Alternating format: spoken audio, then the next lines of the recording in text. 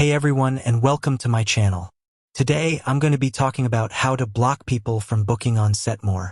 Setmore is a great scheduling platform that's perfect for small businesses and entrepreneurs.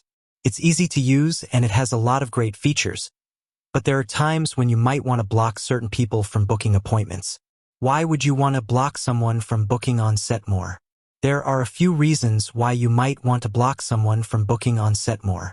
For example, you might want to block a client who has repeatedly canceled appointments or who has been rude to your staff.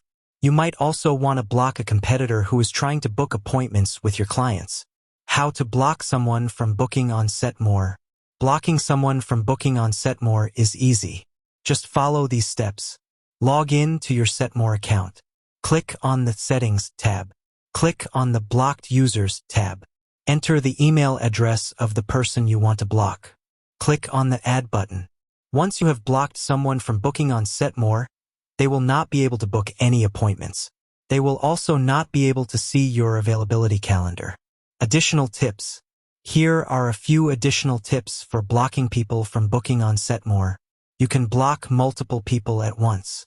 You can unblock people at any time.